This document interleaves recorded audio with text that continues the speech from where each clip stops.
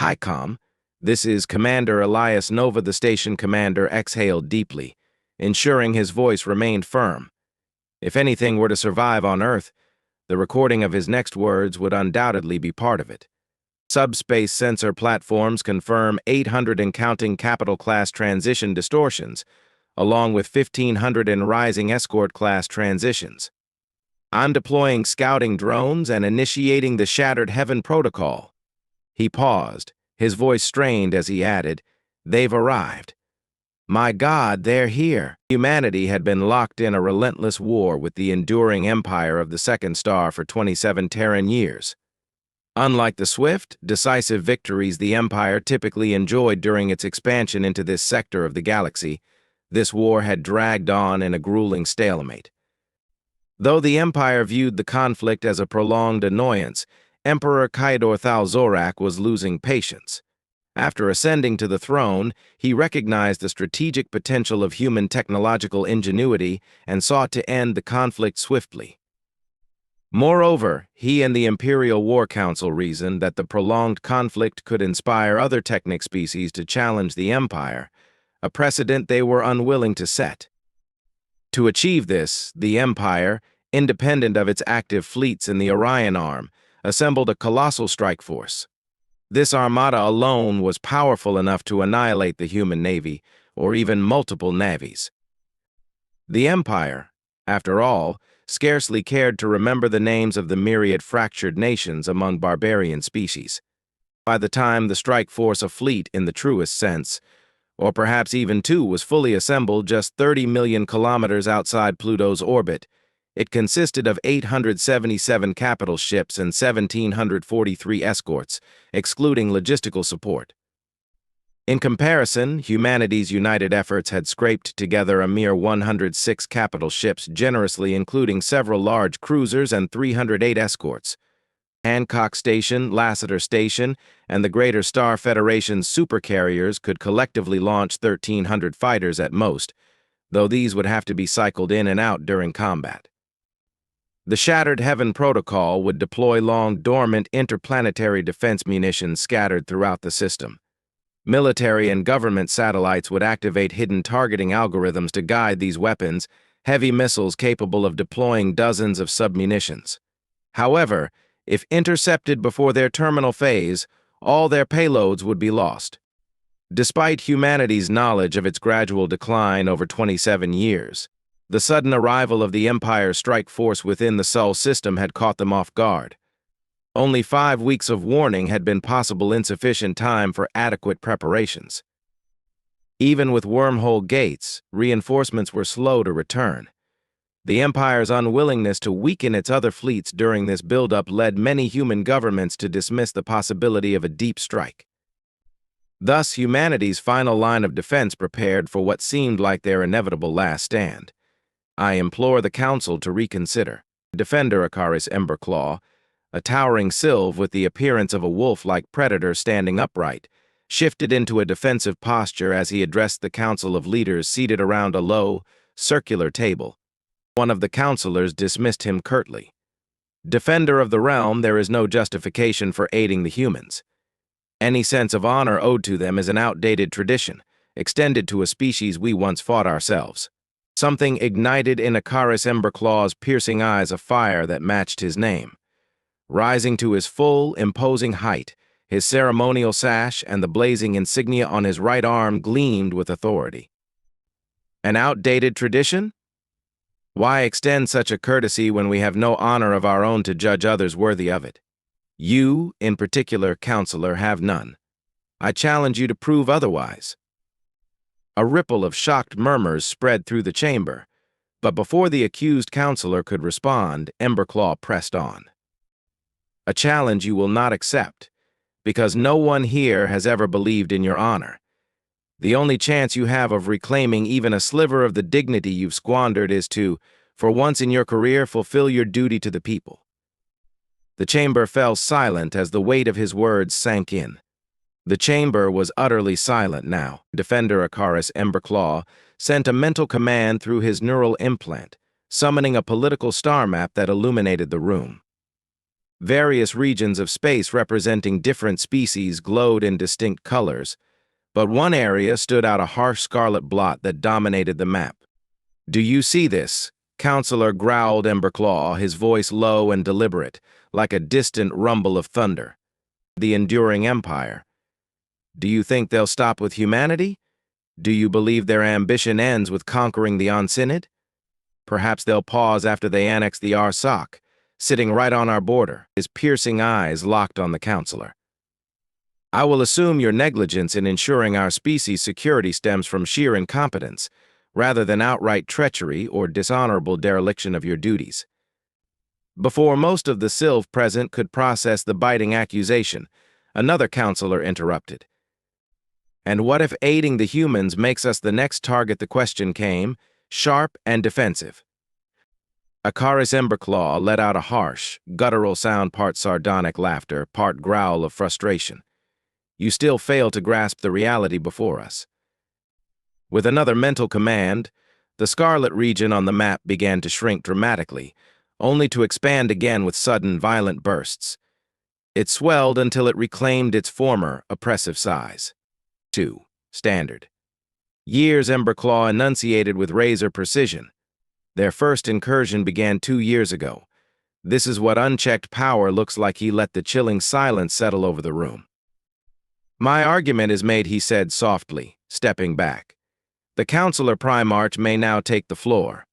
"Admiral Kale, while I acknowledge your concerns, I must remind you that aiding the humans might not be politically or militarily feasible," said a senator, his tone measured but dismissive. "Only 10 cycles ago, they were at war with us. They occupied our worlds until the very end of the last cycle." Admiral Marcus Kyle, Director of Military Intelligence, drew a deep breath, letting the senator's short-sightedness roll over him. Inwardly, he sighed, but his resolve only hardened. He refused to lose sight of the broader stakes, not after everything he'd sacrificed. Not when his family's safety hung in the balance. His voice carried a note of quiet desperation. "I understand, Senator. We're still recovering from the devastation of our last war. I know helping our former enemies is a controversial proposition, but you must think beyond today." His tone sharpened, each word deliberate. "Despite their war with the enduring empire, humanity rallied its militaries, engaged with us in our conflict, and maintained their galactic affairs. Before that, they defeated the Sylv. And let's not forget they oversaw the installation of our current government. You and I are in our positions because of their influence, as are those who will govern after us, our children, perhaps." He glanced around the chamber, his gaze piercing. "My son and daughter no longer have to grow up as warriors, bound by the castes we abolished. They won't have to lay down their lives for a better world because we've already built it for them. Are we now to stand idle as the enduring empire tears it all apart?" The desperation drained from his voice, replaced by steel. "I will not allow this world to fall. I will not watch as those who followed the laws of war, even while we didn't, are swept away. And I will not condemn the children of others to live in a world where their parents' sacrifices are meaningless." "Senators," he continued, "helping humanity is far less unpopular than you imagine. I've mentioned their role in shaping our government, but what our people remember most are the Stokachi attacks." Images of the devastated city appeared on the screens. Kale gestured toward them. "Do you remember, Senators? The binary explosives, the chaos. The humans weren't seen as oppressors in the end. Do you know why? Because of this." A new image filled the screens, one that had become iconic. A human soldier, clad in Canadian power armor, stood amid rubble, her face exposed, teeth clenched, and eyes blazing with determination. With no weapon in hand, she held up part of a collapsing building, allowing aliens to flee to safety. The senators watched, captivated. Every person trapped inside that building had survived. That soldier had been on our world for only 2 days before she gave her life for strangers, Kale said gravely. 2 days, Senators. On another world, a Rawari scientist stood before King Orath Fenvar. Charts, diagrams, and samples of ruined crops lay before the monarch, illustrating the devastating effects of the reaping plague.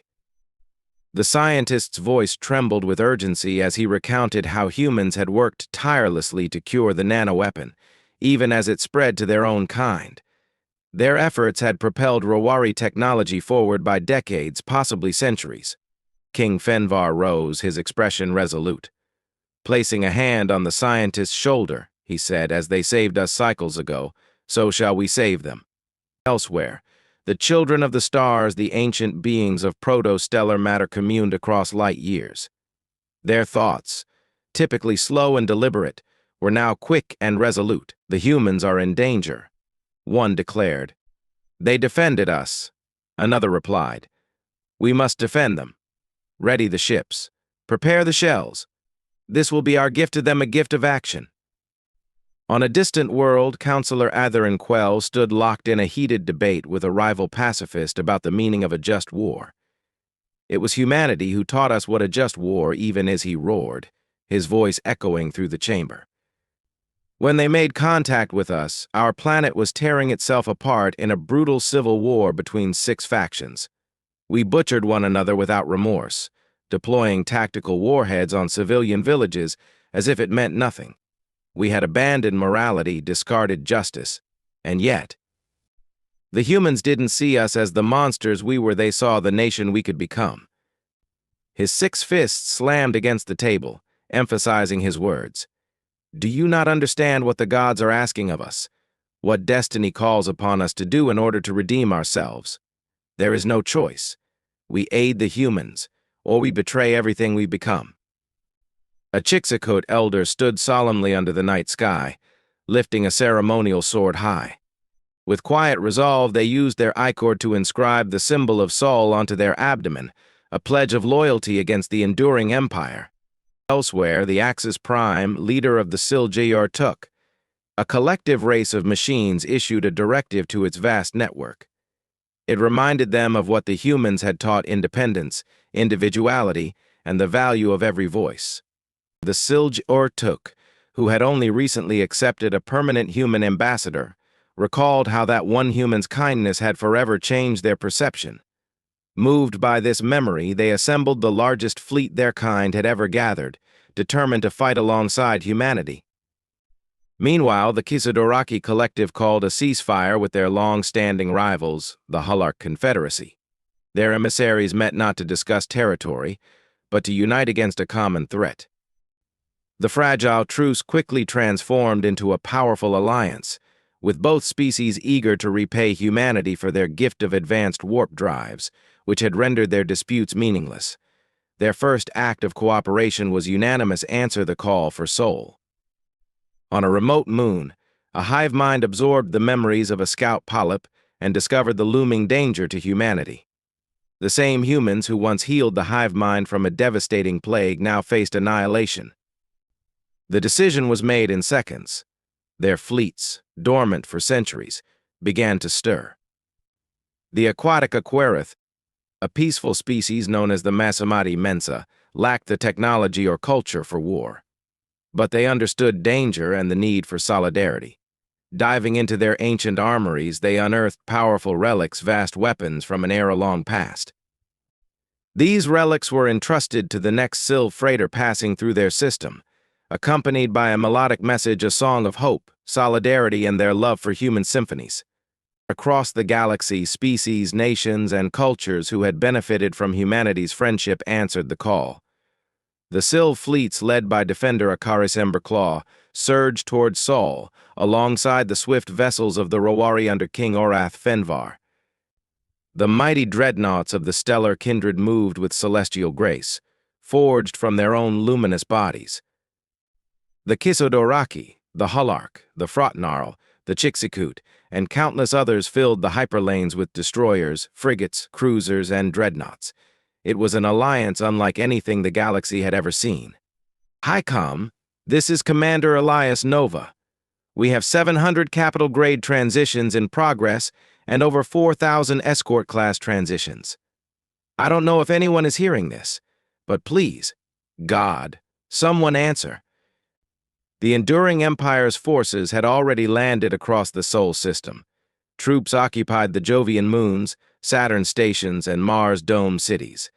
They rained destruction on Venus floating metropolises and began stealth incursions on Earth itself. Chaos reigned across humanity's homeworld. HiCom Commander Nova's voice cut through the static. Update tactical plots. The previously reported transitions are friendlies. I repeat, the new arrivals are friendlies. Christ, there must be 1,000 of them. No, more. Recon buoys confirm part of the Imperial fleet train and several heavy cruisers have been destroyed. There are even more reinforcements on the other side of the system. Leading the fleet of redemption were Admiral Marcus Cale and Fleetmaster Ricard Steelfang, the son of Defender Emberclaw. The battle was the largest ever recorded, spanning planets, moons, and deep space. Thousands of soldiers, marines, and commandos landed across the Sol system, overwhelming the enduring Empire's shock troops. In orbit, massive battles raged. Every shot, missile, and maneuver carried the weight of countless lives. Though the Imperial Navy's third-in-command managed to organize a retreat, the Allied fleets pursued relentlessly, engaging them several systems away. The remnants of the Imperial fleet were forced to surrender after days of skirmishes, their supplies exhausted.